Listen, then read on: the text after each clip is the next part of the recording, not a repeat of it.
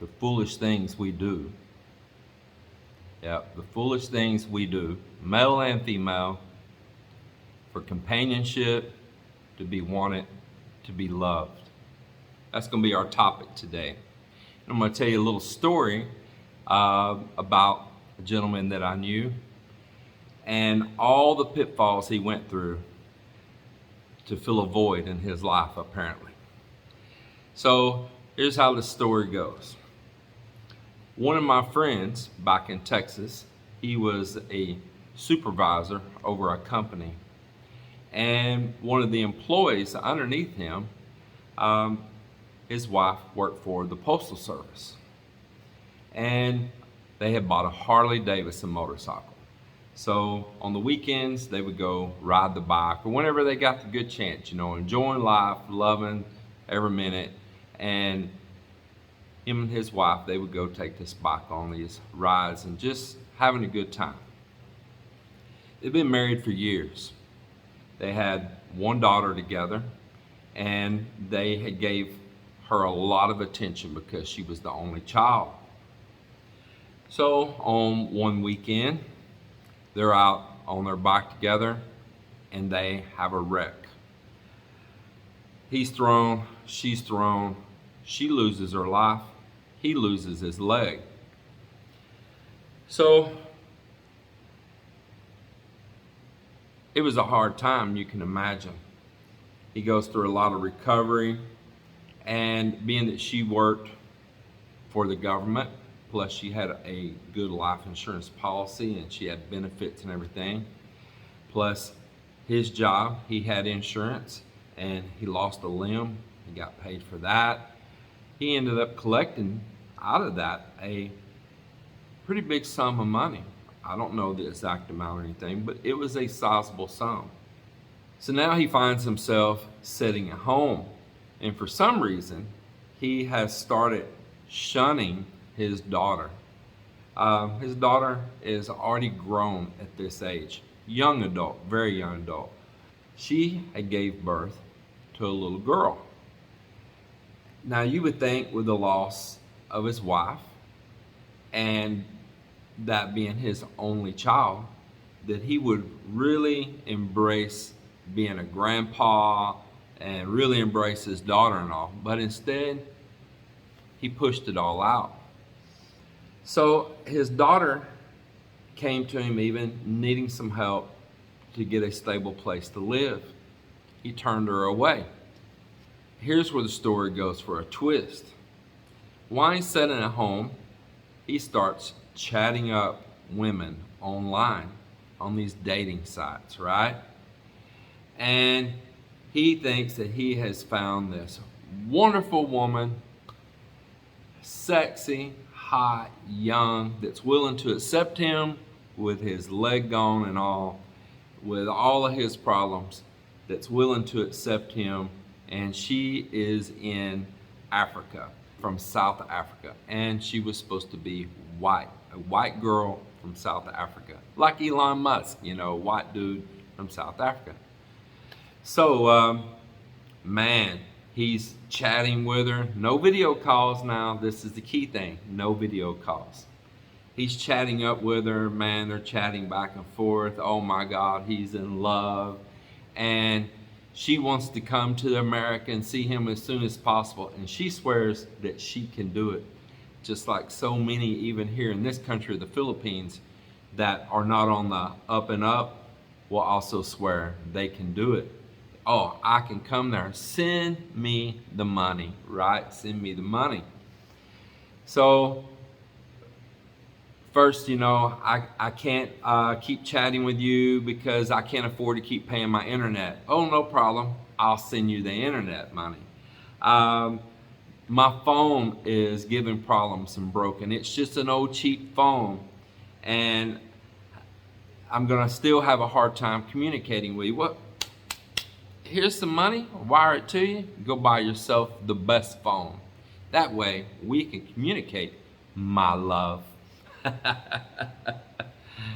And then I don't like using this phone, this small phone. It's okay if I'm out to talk to you, but when I'm at home, I'm so tired of holding this phone. If I had a laptop, sure.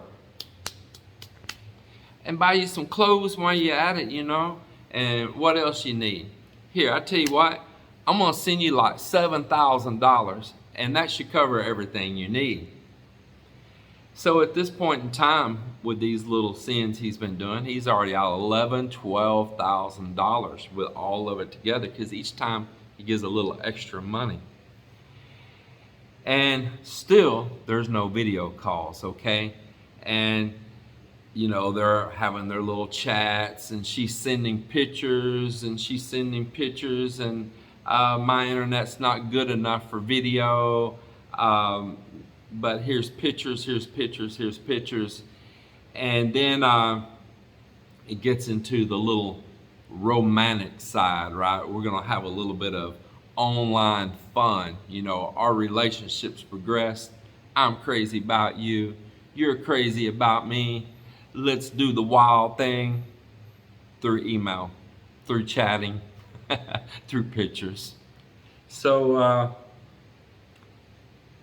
she sends pictures, he sends pictures. I don't know who sent what first, but private parts are flying, right? And oh, this was so rewarding. I love you even more. We're gonna fulfill each other's lives forever. How much more money do you need? I'll send it. Oh, I can buy an airplane ticket. I can go get my passport. I can get a visa. We can go to the U.S., down here, we can go. South Africa, we can go. We can go to the U.S. I can get a tourist visa there. I can come see you. So, really, well, here, let me send you money. Go get your passport taken care of. Here's some travel, extra spending money. You're gonna need some new clothes. Here's some new clothes money. And he just keeps on sending, So she prices airfare tickets. Now, he don't bother to price the tickets himself, right? Her word is golden. It's just golden. So she prices airfare, and she goes, well, for me to go to the U.S., I have to fly all the way from South Africa to Heathrow, London, which that probably was true.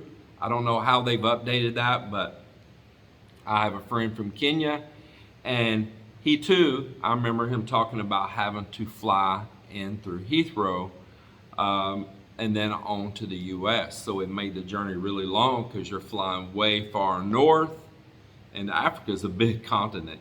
Africa's freaking huge, okay? And you're all the way at the south, and you got to go all the way up, and then head, across the Atlantic and into the U.S. and all. So she hit him up that it was going to be a pretty pricey ticket. It's going to be thousands of dollars for this flight. No problem, baby. Let's have another one of our little chatty chats and our little intimate moment through pictures, and you send me and I'll send you, and then I'll send you the money. So boom, sends her thousands more, right? And she says, hey, when I fly there, I don't want to be in transit with no pocket money. What if there's an emergency?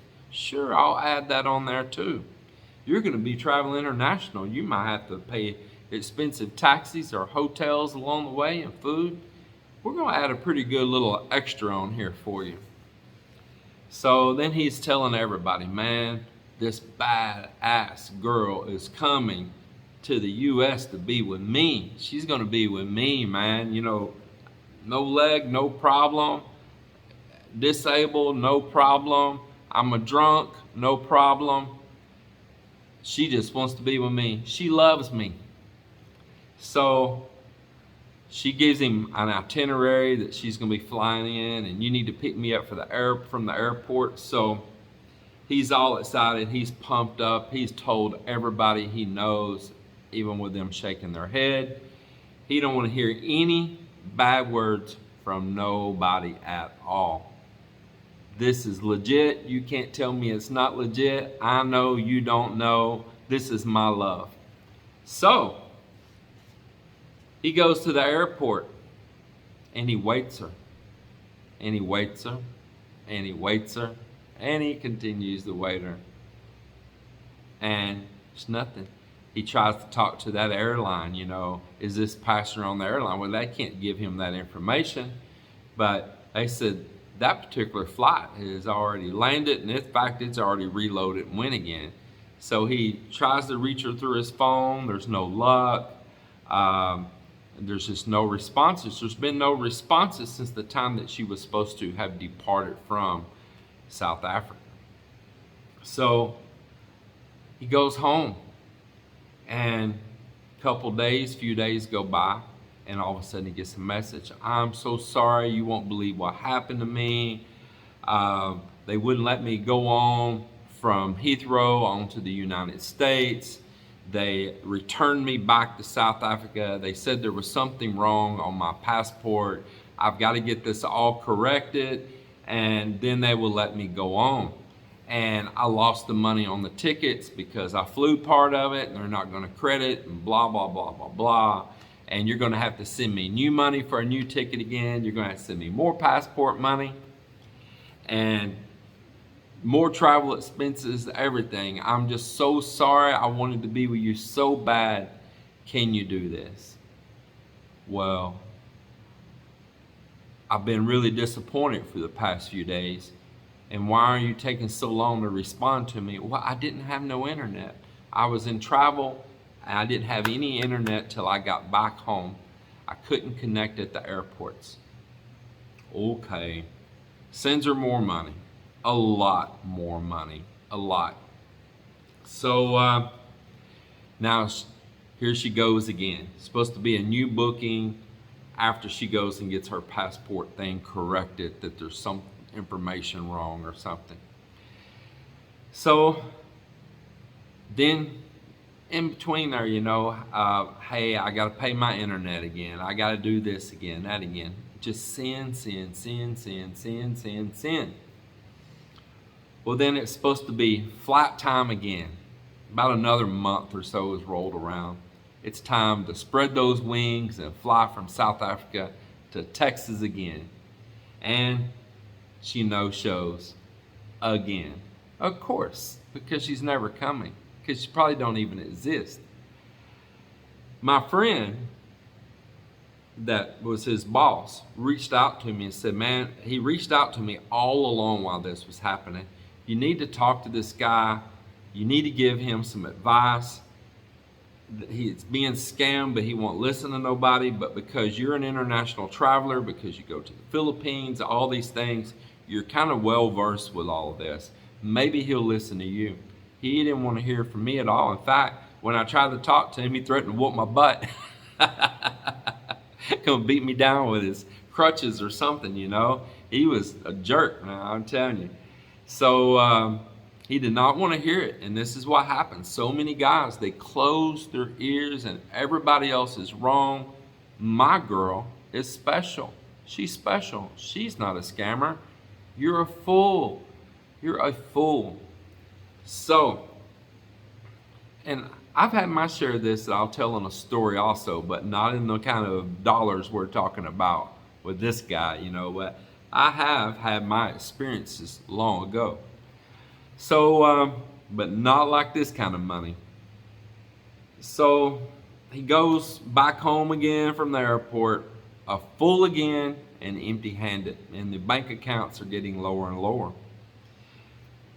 In the midst of this, his daughter, that has his only grandchild, his only daughter, she has again asked for help. But Papa won't help. He won't help family. That money was from her mother's loss of life also. And her mother was a good woman, well respected, well liked and loved. And if her mother was around, she'd be ripping his head off for doing their own child and grandchild like that, for the whole ordeal. So after a few days, him trying to reach her, he gets a message. And it's from this guy. And this guy says, hey, I'm filing charges on you. And you're going to be picked up and go to prison for sending explicit sexual photos to a minor. What? To a minor? What are you talking about?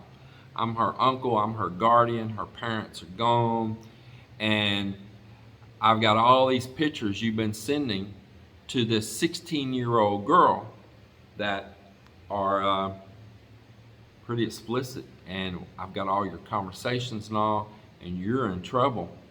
You're in trouble. We're going to turn this over to the right authorities and all, and they're going to come arrest you, and you're going to go to prison. So he's terrified. What are you talking about? Yeah, you've been chatting up an underage girl. So my phone's ringing. They're calling me, telling me this. I said, it's a lie. It's a lie. You're being scammed again. This is a scam on top of scam. Because first of all, there was never a girl to start with, okay? There was never a girl. I asked for these phone numbers that they are texting from and all. I said, I bet you they're not even from South Africa. See, our heads get so just stuck in the sand, man. We don't even check basic details. Just basic common sense stuff out there. So give me these numbers. Give me these numbers. And I bet them they were from Nigeria. Looked up the area codes, looked it all up. They're from Nigeria. Man, I was even able to track down with that number that this is a known scammer being reported out there. There's some websites out there that report scammers. I haven't kept up with them a long time, so I don't remember them now, but there are sites out there that keep up with known scammers. They try to share their pictures, any information. You know, in a lot of these countries, just like it had been here in the Philippines till recently, they can just keep getting a new number and throwing away SIMs. And these were Nigerian scammers that had been scamming him with fake pictures, and he's not even talking to the same person probably each time. They're kind of like changing up, okay, it's your turn. You know, it's like a syndicate, and it's your turn. Here's all the details. They'll log it. It's a business. It is a underground business. And now they're blackmailing him. So he's scared. He won't listen to me, that they're just scammers, and they are, you know, making all these threats, and that they're going to send all this information to authorities and all this, right? And I told him to call their bluff, but he wouldn't call their bluff. So he paid the bribe. He paid them big money. And you know what they did? They bribed him again. And he sent them more money until all the money was gone. And then they continued to try to bribe him, but he had nothing left anymore. Everything from his wife, from his own loss, everything, all gone, all sent away to these scammers. There was never a girl. It was just a scam. I found where they were using those same pictures on this website and hitting other people with them as well. That was just pictures of some model that they got that's, you know, from somewhere else in Europe or wherever, right? And this is what they do, man. And I just tell you, the things that we do to want to fill a hole in our life so much that we lose all sense. We step away from reality and we go into this fantasy world. This fantasy world can hurt. I know. I got it a small dose before, a small dose, but from a real person, not a fake person and not some Nigerian scammers, from a real person that pulled BS on me, you know. But we'll tell about that in another story, but my story is nothing grand like this, okay? So it's not always men being scammed. It's also women get scammed. There's this lady that I know back in the U.S., back in Texas. She's overweight. She was beautiful when she was younger, but she had let herself go.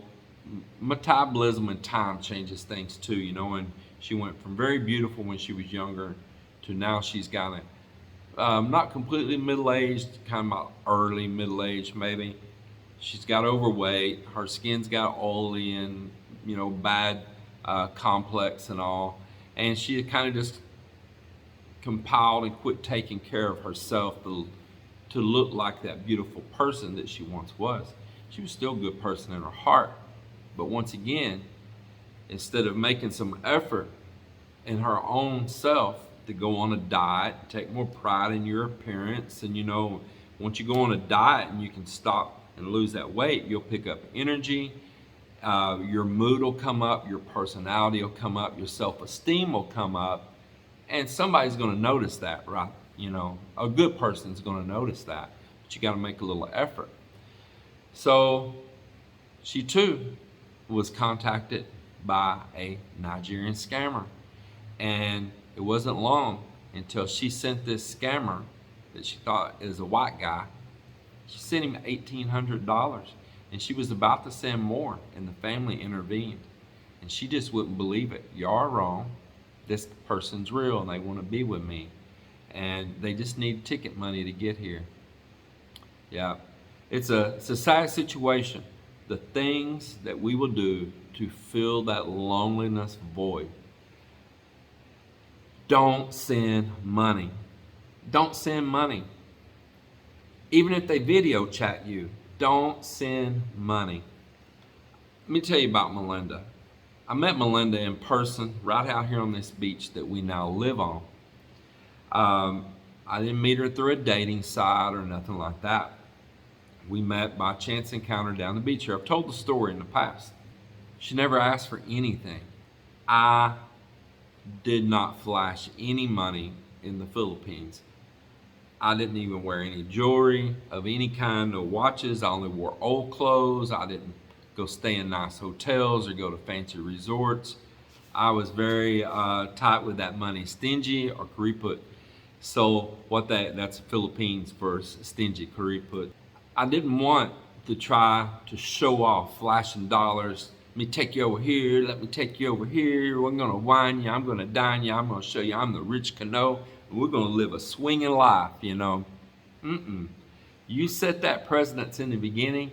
You set the bar for the entire relationship. And it can only go down from there.